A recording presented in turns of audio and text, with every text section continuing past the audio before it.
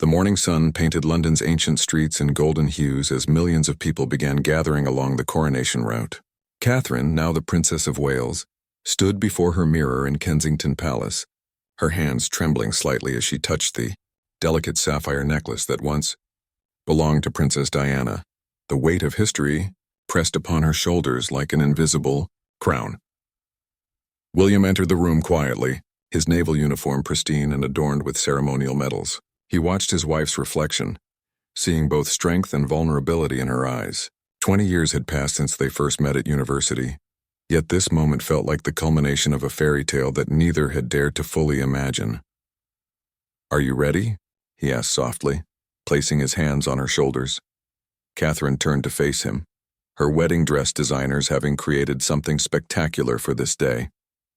The ivory silk gown featured intricate embroidery that told the story of the Commonwealth nations, each thread representing millions of people who would witness this historic moment. Outside their window, the sounds of celebration already filled the air. Street vendors called out to early arrivals. Children waved miniature Union Jack flags, and tourists from every corner of the world checked their cameras one final time. The atmosphere buzzed with anticipation that had been building for months. Inside the palace, staff members moved with practiced precision. Ladies-in-waiting made final adjustments to Catherine's train, while William's private secretary reviewed the timeline once more. Every detail had been planned to perfection, yet both knew that the most important elements would be the unscripted moments of genuine emotion. Catherine's mother, Carol Middleton, arrived with tears already glistening in her eyes. She remembered the shy girl who had once worried about fitting into royal life, and now watched with pride as her daughter prepared to become queen consort. The transformation had been gradual but remarkable, marked by countless public engagements, charitable works, and moments of personal growth. The couple's 3 children burst into the room, their excitement infectious. Prince George, now older and more aware of his future role, wore a miniature version of his father's uniform. Princess Charlotte twirled in her carefully selected dress, while young Prince Louis peppered everyone with questions about the day's events. William knelt down to speak with his children, explaining once again what would happen and why this day mattered so much. He wanted them to understand that with great privilege comes great responsibility, a lesson he had learned from his own father and grandmother. As the final preparations concluded, Catherine took one last look around the room where she had spent countless mornings as a princess. Soon she would return as a queen, forever changed by the ancient ceremony that awaited. The weight of the crown she would wear seemed nothing compared to the weight of the love and expectations of an entire nation. The first carriages began departing from the palace, carrying other members of the royal family toward Westminster Abbey. Soon, it would be their turn to embark on the journey that would transform not just their lives, but capture the hearts of people watching around the world. The gold state coach emerged from the palace gates like something from a dream. Built in 1762, the ornate carriage had carried monarchs to their coronations for centuries, and now it cradled William and Catherine as they began their procession through London's historic streets. Catherine's breath caught as she saw the crowds for the first time. Hundreds of thousands of people lined the route, many having camped overnight to secure prime viewing spots. Children perched on their father's shoulders waved enthusiastically, while elderly spectators dabbed at their eyes with handkerchiefs, remembering previous coronations they had witnessed decades earlier. The coach moved slowly, allowing everyone a chance to see the future king and queen. William acknowledged the crowds with practiced waves, but his attention kept returning to his wife. He had watched her evolve from a university student into one of the world's most beloved public figures, and today she seemed to glow with an inner light that made her more beautiful than ever. Along Piccadilly, a group of school children from Catherine's former patronage broke into spontaneous song, their young voices carrying across the crowd. She pressed her hand to the window and smiled, remembering the many times she had visited their school, always insisting on sitting on tiny chairs and listening to their stories with genuine interest. The international media had positioned cameras at every strategic point along the route. Commentators spoke in dozens of languages, describing the scene to viewers across the globe. In living rooms from Tokyo to Toronto, families gathered around television screens, swept up in the pageantry and emotion of the moment. Prime Minister and world leaders watched from specially constructed viewing stands, But the real stars were the ordinary people who had traveled from every corner of the Commonwealth. An elderly woman from New Zealand held a sign reading, "Thank you for your service," while a young man from Canada live-streamed the procession to friends back home who couldn't make the journey. Inside the coach, Catherine reflected on the path that had brought her here. From a middle-class family in Berkshire to this golden carriage, the journey had been filled with both magical moments and intense scrutiny. She had learned to navigate the complexities of royal protocol while maintaining her authentic self, a balance that had endeared her to millions. The Welsh Guards band played stirring marches as the procession passed through Admiralty Arch. The music seemed to lift the entire crowd, creating a sense of shared purpose and celebration that transcended individual differences. For these precious moments, political divisions and social barriers seemed to disappear, replaced by a collective sense of witnessing history. As they approached Trafalgar Square, the cheering reached a crescendo. Nelson's column stood tall against the blue sky, draped in ceremonial banners that fluttered in the gentle breeze. Tourists who had planned their visits around this day held up phones and cameras, creating a sea of tiny screens that captured every angle of the royal couple's journey. William squeezed Catherine's hand as they rounded the final corner before Westminster. The ancient abbey came into view, its Gothic spires reaching toward heaven like prayers made stone. Soon they would step from this carriage into the most sacred moment of their lives, surrounded by centuries of tradition and the hopes of a modern world. Westminster Abbey's bells rang out across London as the gold state coach drew to a ceremonial halt. The ancient stones of the abbey seemed to vibrate with anticipation, having witnessed over 1,000 years of royal history within their walls. Today they would add another chapter to that extraordinary legacy. Catherine stepped carefully from the carriage, her silk train cascading behind her like liquid moonlight. The Archbishop of Canterbury waited at the abbey's entrance, his ceremonial robes reflecting the morning sun. Behind him, the abbey's interior glowed with the warm light of hundreds of candles, creating an atmosphere both sacred and magical. The congregation inside represented a carefully balanced blend of tradition and modernity. Ancient peers of the realm sat alongside contemporary world leaders, while representatives from every Commonwealth nation filled the historic pews. Catherine's former teacher from her children's school sat near a Nobel Prize winner, emphasizing how this coronation would bridge different worlds. As the couple entered the abbey, a children's choir began singing an arrangement specially composed for the occasion. The young voices soared toward the vaulted ceiling, their pure notes seeming to carry the hopes and dreams of future generations. Catherine paused for a moment, overwhelmed by the beauty and significance of the sound. Prince George, Charlotte, and Louis followed their parents down the aisle, their behavior carefully coached but their excitement genuine. George carried a symbolic role in the ceremony, representing the continuity of the monarchy, while his siblings added a touch of contemporary family warmth to the ancient proceedings. The television cameras captured every detail, but they could not fully convey the electric atmosphere inside the abbey. Guests whispered quietly among themselves, pointing out historical artifacts and sharing personal memories of previous royal occasions. The sense of being present at a pivotal moment in history was palpable. King Charles, having abdicated to allow his son's coronation, watched from a place of honor with tears of pride in his eyes. He had waited decades for his own coronation, and now he witnessed his son ascending to the throne with a mixture of relief, joy, and paternal love that transcended royal protocol. World leaders in the congregation included presidents and prime ministers who had worked with William during his years as heir apparent. They had seen his growth from a young prince learning his role to a confident leader, ready to guide the Commonwealth into the future. Several had privately expressed their confidence in his ability to modernize the monarchy while respecting its traditions. The ancient stone of destiny, specially brought from Scotland for the ceremony, sat beneath the coronation chair.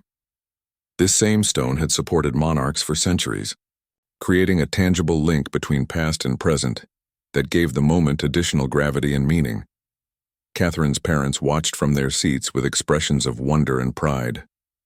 They had supported their daughter through every challenge of royal life, from the early days of intense media attention to her evolution into a confident public figure. Today they would see her crowned as queen consort, the culmination of a journey none of them could have imagined. As the formal ceremony began, the abbey fell into reverent silence. The archbishop's voice echoed through the ancient space, speaking words that had been refined over centuries but remained as powerful and meaningful as ever. William and Catherine stood before him, ready to make the most solemn promises of their lives, witnessed by millions around the world who had been touched by their story of love, dedication, and service. The moment of crowning arrived with breathtaking solemnity. William knelt before the archbishop, his head bowed in humility as the St. Edward's crown was lifted high above the congregation.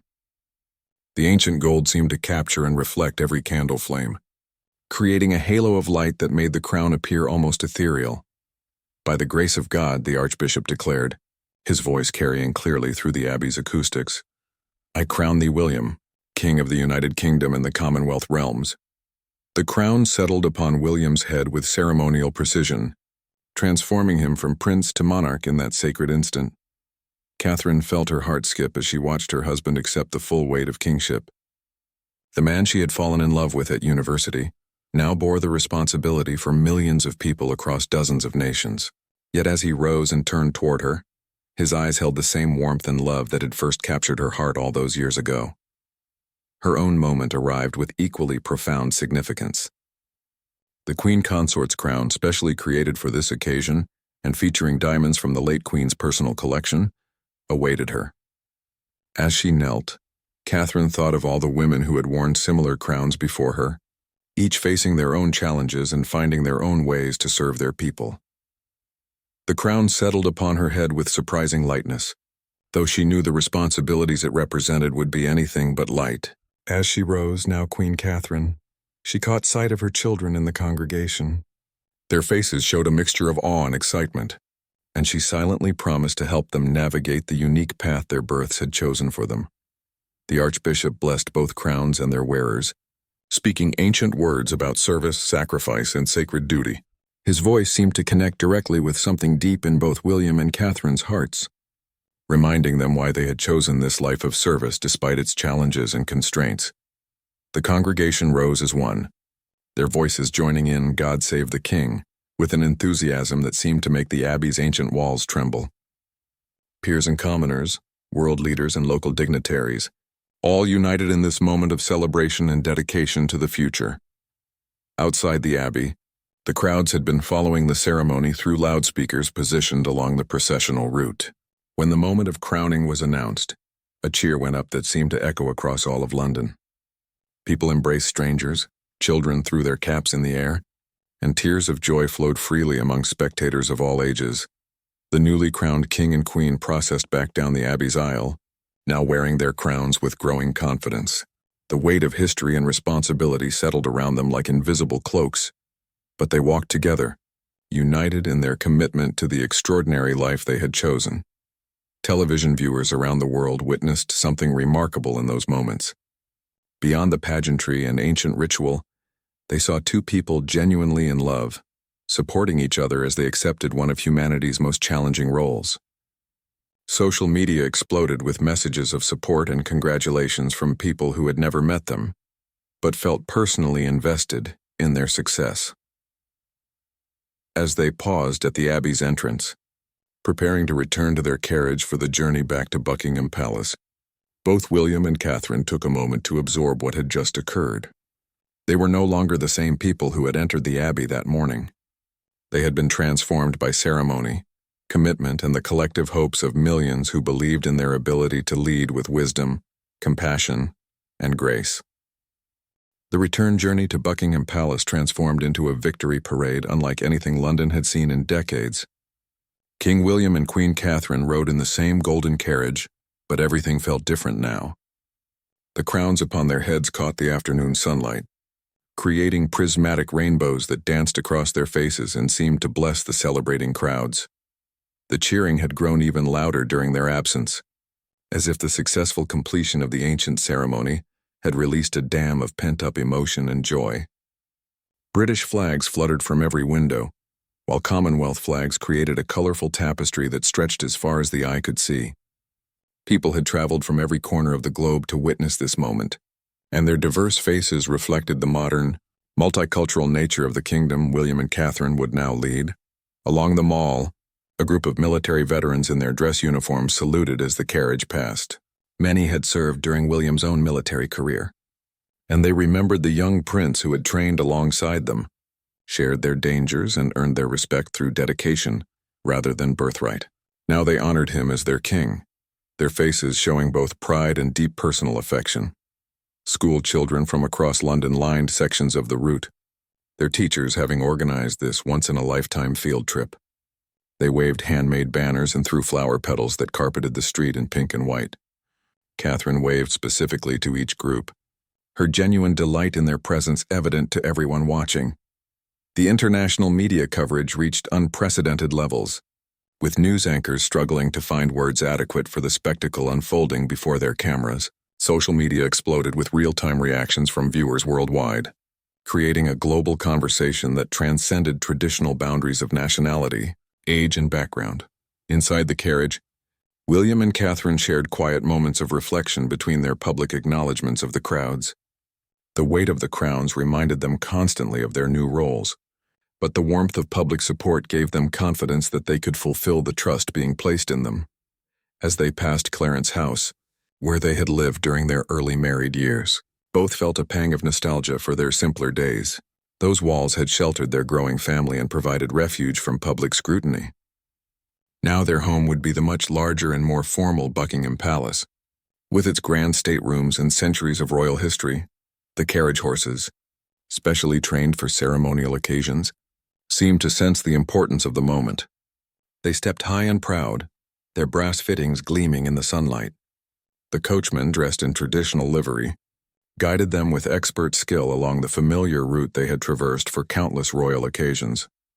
Street musicians positioned at strategic points along the route played impromptu concerts, their melodies blending with the general celebration to create a symphony of joy that seemed to embrace the entire city.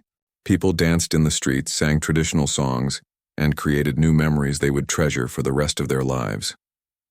As Buckingham Palace came into view, the anticipation reached fever pitch. Thousands of people packed into the area around the palace gates, many having waited for hours just to catch a glimpse of the newly crowned monarchs. The famous balcony where the royal family traditionally appeared stood ready for what would be one of the most photographed moments in modern history. The carriage rolled through the palace, gates to thunderous applause, marking the end of the public procession but the beginning of what would be a lifetime of service. William and Catherine had completed the first chapter of their reign, transforming from prince and princess into king and queen before the eyes of a watching world.